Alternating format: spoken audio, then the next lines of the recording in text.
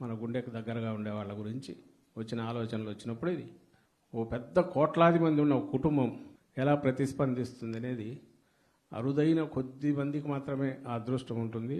అలాంటి అదృష్టవంతులు రాజశేఖర రెడ్డి గారు.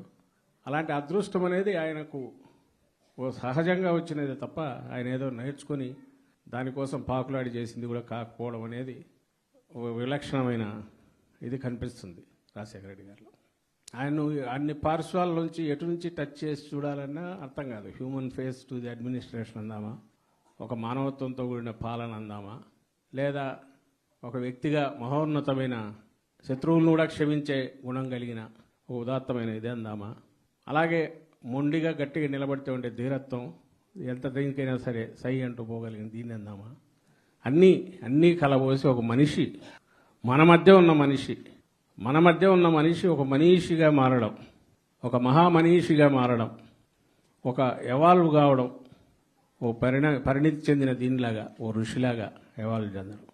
మనం ఒకటి డెమోక్రసీ అనుకొని లేదా ప్రజాస్వామ్యం బ్రహ్మాండంగా ఉంది సమసమాజం దిశగా అడుగులేస్తున్నాం అనుకుంటున్న దశలో ఇంకా పేదరికంలో మగ్గిన వాళ్ళు, ఇల్లిటరసీ ఎక్కువ ఉండి అసలు బతకడమే కష్టమైన రోజులు వచ్చిన తరుణంలో దానికి మళ్ళీ గ్లోబల్ ఎకానమీని, మార్కెట్ ఎకానమీని, పేదలను ప్రత్యేకంగా చూడాల్సిన అవసరం లేదని వచ్చిన రోజుల్లో, అంటే బతికినోడు బతుకుతాడు, సర్వైవల్ ఆఫ్ ది ఫిటెస్ట్ అంటాం, నిలబడగలిగినోడు నిలబడతాడు, మార్కెట్ డిసైడ్ చేస్తుంది అనుకున్న ఒక కొత్త రకమైన మన సమాజాన్ని కానీ దేశాన్ని కానీ కంట్రోల్ చేసే నియమాలు నిబంధనలు వచ్చిన రోజుల్లో ఒక వ్యక్తి కాదు, ఇక్కడ పేదరికం అనేది ఉన్నంత కాలం లేదా ఆ పేదరికానికి కారణమైన వాటిని మనం తొలగించినంత కాలం మనం రోజు రోజుకు వెనక్కి పోతాం తప్ప ముందుకు పోలేము. అసలు మనం మనిషిగా ఉండడమే అనవసరం, లేదా ఒక పాలకులుగా ఉండడం కూడా అనవసరం అని నీతులు చెప్పకుండా చేతల్లో మాత్రమే,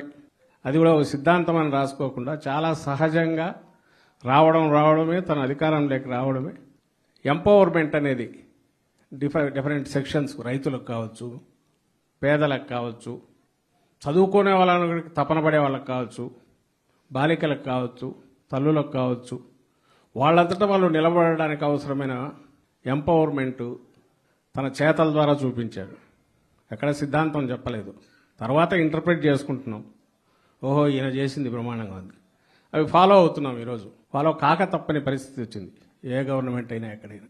ఆ అమలు చేయడంలో కూడా ఒక కంపాషన్, అది నేనేదో మీకు ఫేవర్ చేస్తున్నా అన్నట్టు కాకుండా సహజంగా మన ఇంట్లో వాళ్ళకి మనకు బాగలేకపోతే ఎట్లా చేస్తాం, మన చుట్టూ ఉండే మన వాళ్ళకు పరిసరాలు శుభ్రంగా పరిసరాలు బాగుండేటట్లు చేసుకుంటాం, అలా చేసుకుంటూ వచ్చారు.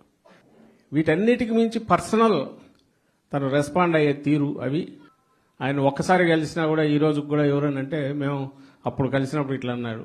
అన్నిటికంటే విచిత్రం, దాదాపు 90% పైన ఆయన చనిపోకపోయి ఉంటే నేను ఇదే అయ్యేవాడిని, లేదా అంతకుముందే నాకు చెప్పాడు అనుకునే వాళ్ళు కూడా ఉంటారు.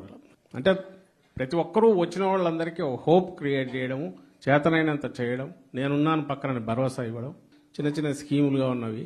తర్వాత అవి పార్ట్ ఆఫ్ అవర్ సిస్టంలో అయినాయంటే మరి ఆయన ఆలోచన ఎక్కడి నుంచి వచ్చిందంటే మన ఇంట్లో మన పిల్లల గురించి ఎట్లా ఆలోచిస్తామో, మన కుటుంబాన్ని గురించి ఎట్లా ఆలోచిస్తామో మొత్తం స్టేట్ అంతా కూడా అలా ఆలోచించగలిగాడు కాబట్టి సాధ్యమైంది. ఆదర్శప్రాయుడు, అలాంటి ఆదర్శప్రాయుడు అయిన వ్యక్తి మహామనిషితో మనం ఆ రోజు ఎక్కడో ఓ సందర్భంలో కలవడము, సన్నిహితంగా తిరగడం వల్ల ఆ అదృష్టం మనందరికీ చాలామందికి ఇప్పుడు ఉండేవాళ్ళు కూడా దక్కింది. అప్పట్లో ఆయనతో కలిసి తిరిగిన వాళ్ళు. ఆయన వెళ్తూ ఒక బ్రహ్మాండమైన వారసత్వాన్ని కూడా మనకి ఇచ్చి వెళ్ళారు. ఈరోజు వైఎస్ఆర్ కాంగ్రెస్ పార్టీ రూపంలో ఆయన వారసత్వాన్ని పుణికిపుచ్చుకొని దాన్ని మరింత మెరుగ్గా ఆయన ఆశయాలను ఎట్లా అమలు చేయాలి, దానికి అడుగులు వేస్తుందనే దానికి మనం 5 ఏళ్ల పాటు జగన్మోహన్ రెడ్డి